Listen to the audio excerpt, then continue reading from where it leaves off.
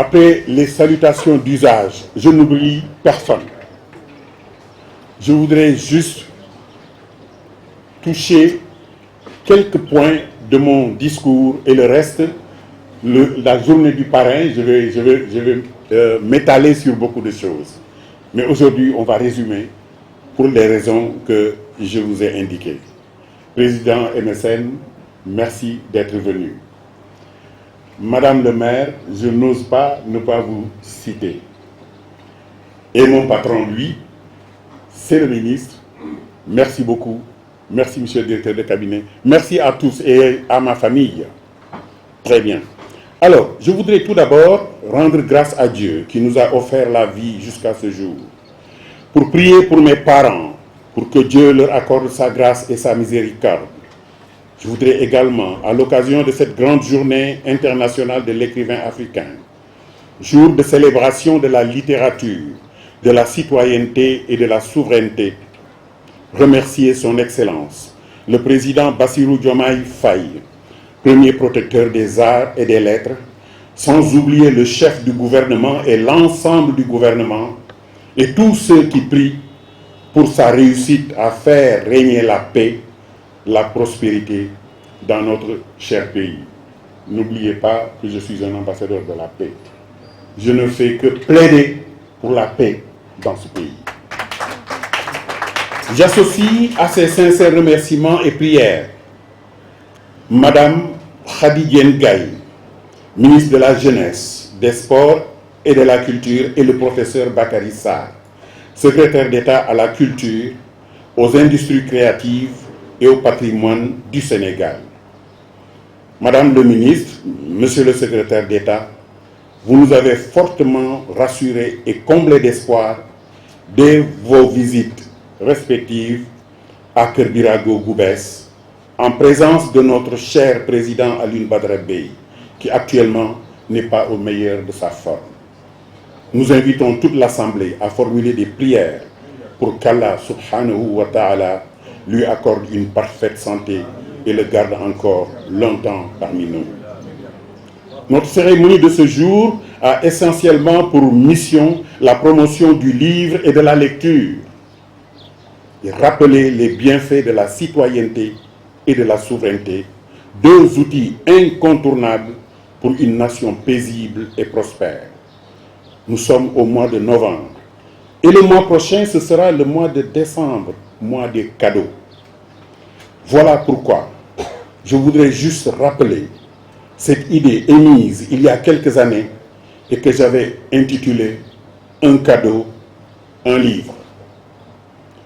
Je dois rappeler que cette idée a toujours été fortement soutenue par votre dynamique directeur du livre et de la lecture, le professeur Ibrahim Allo, si attentif à l'endroit des écrivains et des éditeurs. Je voudrais rappeler, pour terminer, qu'Allah subhanahu wa ta'ala, notre Créateur, dans le Saint-Coran et dans la sourate Al-Alaq, l'adhérence, révélée au prophète Mohammed sallallahu alayhi wa sallam, il nous a formellement ordonné de lire. Il a dit en ces termes, Iqra bismi rabbika allazi khalaq, khalaqal insana min alaq. Lis au nom de ton Seigneur qui a créé l'homme d'une adhérence. Lis, ton Seigneur est très noble. C'est la raison pour laquelle je voudrais partager avec vous la réflexion suivante, et je m'en arrêterai là. Celui qui ne lit pas ne pense pas. Il est plus stupide et plus dangereux que les animaux sauvages. Car eux, au moins, ils ont le livre de la nature, qu'ils lisent sans cesse et avec sagesse pour apprendre ce qui les lie à Dieu. Je vous remercie. On dit, eh bien, ce pays. Alors juste comme on parle de poésie, pour moi, ce qui est important, c'est plus ça. C'est-à-dire ce texte, un texte de David Diop. David, on le connaît surtout pour Afrique, mon Afrique, mais moi je vais lire L'agonie des chaînes de David Diop. Dimbokro pour le Condor. La ronde des hyènes autour des cimetières, la terre gorgée de sang, les képis qui ricanent, et sur les routes, le grondement sinistre des charrettes de haine. Je pense aux Vietnamiens couchés dans la rizière, aux forçats du Congo, frères du lynché d'Atlanta. Je pense au cheminement macabre du silence quand passe l'aile d'acier sur les rires à peine nés d'Imbokro pour le Condor. Il croyait aux chaînes qui étranglent l'espoir, au regard qu'on éteint sous l'éternelle sueur. Pourtant, c'est le soleil qui jaillit de nos voix et des savanes aux jungles, nommés crispés dans l'étreinte du combat, montre à ceux qui pleurent des éclats d'avenir. Dimbokro, Dimbokro pour le Condor. Entendez-vous bruire la sève souterraine? C'est la chanson des morts, la chanson qui nous porte au jardin de la vie. Merci. Jujunama iyatuma sera, kalajula iyatuma sera. Jujunama idonyari, kalajula iyatuma sera. Je pourrais venir et repartir à Thiès en recevant mon prix de compte sans raconter un conte. Il était une fois des jumeaux qui étaient pauvres. Souvent dans les familles, les jumeaux naissent dans des familles pauvres. Oui, souvent. Alors, Ousseynou et Hassan sont sortis tôt le matin pour chercher du travail. Que faut-il faire? Chercher du bois. Alors, devant la ruelle, ils ont vu un arbre, mais il n'y avait pas de feuilles, un arbre mort.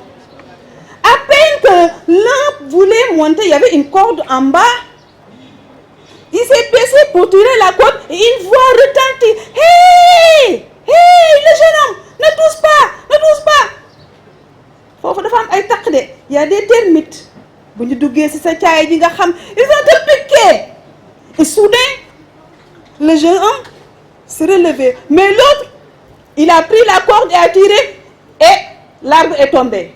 Il a commencé à ramasser les bois morts. Et la femme est venue et a dit, toi là, tu ne m'as pas écouté, Hana? Et l'autre a dit, non, il est sourd. La leçon de morale est que si tu veux réussir dans la vie, il faut être sourd. Jujunama iyatuma sera, kalajula iyatuma sera. Jujunama idonyari, kalajula iyatuma sera.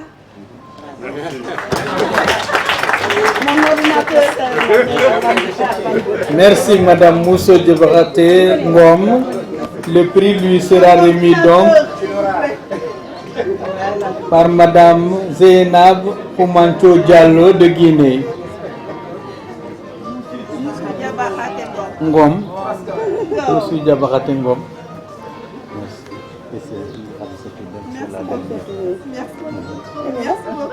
Je crois l'avoir vu.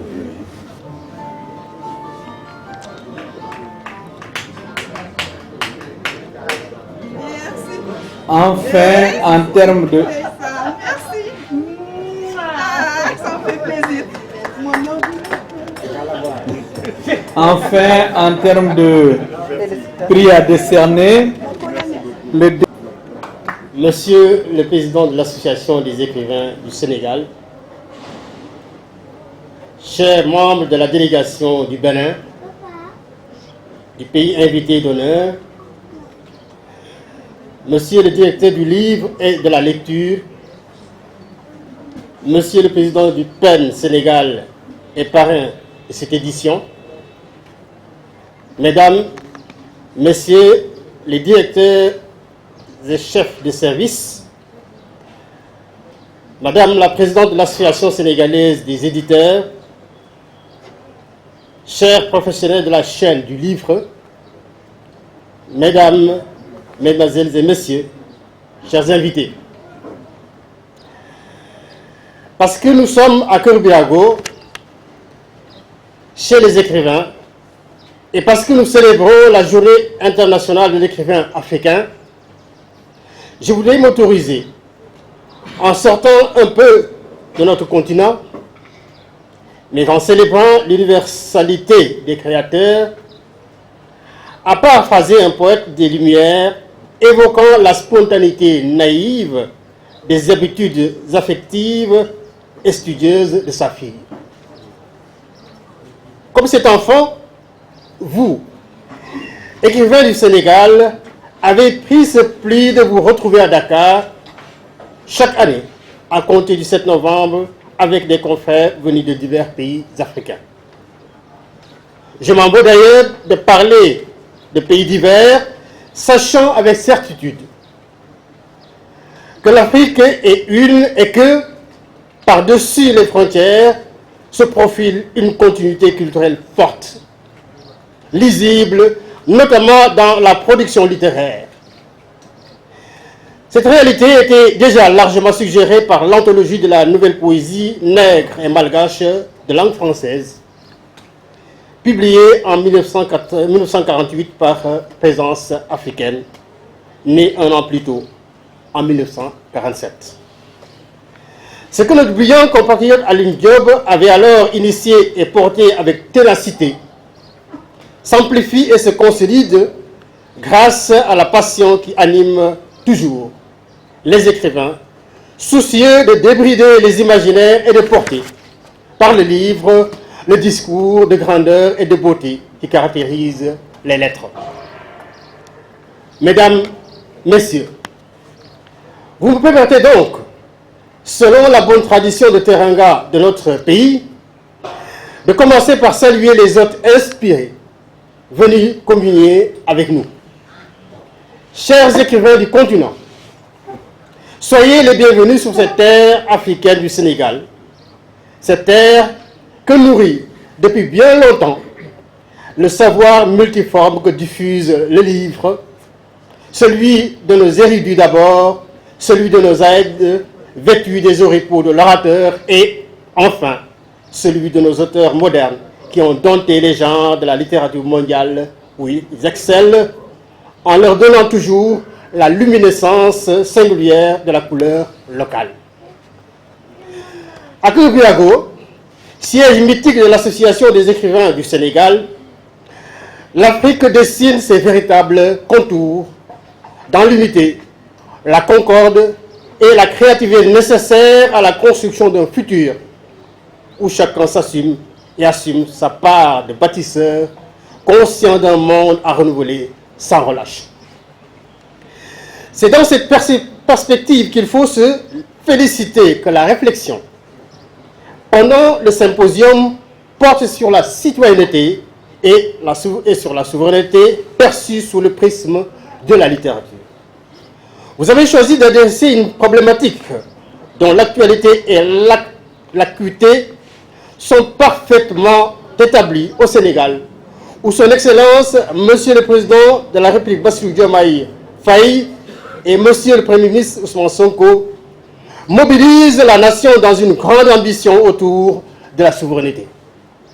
Dans la vision Sénégal 2050, l'horizon est clairement déblayé, mais une transformation systémique du Sénégal qui promeut un développement endogène et durable porté par des territoires responsabilisés, viables et compétitifs et jetant les bases de la souveraineté économique. Nul doute que les compétences ici rassemblées approfondiront la réflexion et aideront, non pas à tracer des voies ou orienter des auteurs libres, mais à aider à repenser le renouvellement à la fois de la pensée et de sa formulation relativement à notre monde et au contexte particulier de nos pays.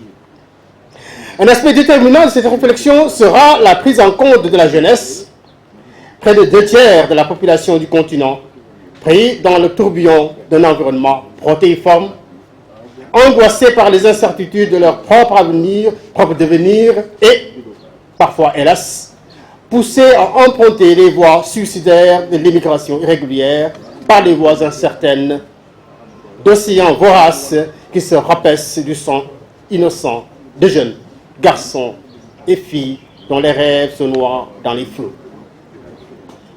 Un problème déjà largement traité par nos écrivains et poètes qu'il faut, pour que l'on morde à la mousson, diffusé largement par une forte incitation à la lecture. Des efforts importants sont faits dans ce sens que nous allons poursuivre et développer, en relation constante avec les acteurs du livre que je salue, les écrivains, les éditeurs, les diffuseurs, les bibliothécaires, les distributeurs et autres parties de la chaîne du livre. Car il s'agit, au-delà de ce que véhicule la lecture et qui aide à structurer l'enfant et l'adulte, de promouvoir une véritable industrie du livre performante et qui contribue très largement à développer un Sénégal majeur et résolument tourné vers le progrès par la vision, par le projet Vision Sénégal 2050. Mesdames, Messieurs, je comprends dès lors le choix porté sur le Bénin comme pays invité d'honneur et sur le colonel Momar Gueye comme parrain. Le Bénin est caractérisé depuis bien longtemps par la qualité de ces hommes et femmes qui ont fait leur humanité et élevé l'Afrique partout où l'on célèbre l'âme et l'excellence. Pour Azoumé, auteur du premier roman historique d'Ogesimi, et de ce pays, tout comme le philosophe Untonji, récemment arraché à notre affection, et le classique Olympe Belliceno. La génération actuelle a, comme qui dirait, du pain sur la planche. Maintenir le flambeau en veillant à son incandescence. Quant au parrain, le colonel Momar Gueye, il est une personnalité attachante à plus d'un titre. Il n'est pas un Sénégalais qui ne le connaisse pas. Il n'est pas un Sénégalais qui ne connaisse pas tant il est présent et s'implique, un peu comme une société civile qui alerte sur les dérives qui menacent les équilibres internes et externes. Il fait vraiment autorité quand il nous appelle, il nous rappelle les valeurs de notre société, nous incite à bien parler et écrire nos langues nationales ou en nous intéressant à la recherche du savoir selon les enseignements de l'islam, du berceau jusqu'à la tombe, du temps pour se faire aller jusqu'en Chine. Mais aujourd'hui, nous rendons hommage plus particulièrement à l'homme de lettres, étant entendu que celui-ci porte en soi la qualité de son être, qui pense et agit conformément à sa constitution et à son environnement. Ce mot environnement est, pourrait-on dire, le centre de la production de Momar Gueye, perçu comme un cadre global de vie englobant l'espace physique et sa composition vivante faite de faune, de flore et d'êtres humains. Cette conjonction renforce et étend l'inspiration qui, alors, intègre sans nuance les psychologies complexes qui sous-tendent les situations vécues par les protagonistes. Je m'en voudrais de largement commenter la production écrite de Momar Gueye, mais ne plus empêcher, à côté des essais sur le programme forestier de Diourbel et la photographie de Saint-Louis, sa ville natale, je ne puis donc m'empêcher d'insister sur Rabi, un roman touchant de sensualité et inscrit au cœur des réalités sénégalaises, voire africaines. Porté au théâtre, ce roman est adopté par tout le public. Je voudrais donc très chaleureusement féliciter le parrain, le colonel, mais davantage l'écrivain est l'homme aimable et fondamentalement attaché à nos valeurs, à notre culture, et le donner en exemple à notre jeunesse en quête toujours de repères capables de les armer de foi et de courage. Avant de conclure, et peut-être aurais-je dû commencer par là, je tiens à saluer avec respect le président de l'Association des écrivains du Sénégal, M. Alioune Badara Bèye, qui a célébré l'année dernière ses 50 ans au service des lettres et de la culture. En tout cas, il a toujours et partout honoré le Sénégal et revêtu le manteau de sage, pâtre inlassable des troupes engagées dans la transmission aux jeunes. Merci donc, Monsieur le Président, à vous-même et à tous les membres de l'Association des écrivains du Sénégal. À vous tous, Je voudrais redire l'estime, le respect et le soutien de son Excellence, Monsieur le Président Bassirou Diomaye Faye, et de Monsieur le Premier ministre Ousmane Sonko qui ont inscrit la culture en bonne place dans le projet Sénégal 2050 pour bâtir une nation souveraine, juste et prospère, ancrée dans les valeurs fortes. Je déclare ouverte la Journée internationale d'écrivains africains, édition 2024, et vous souhaite un excellent succès. Merci de votre attention.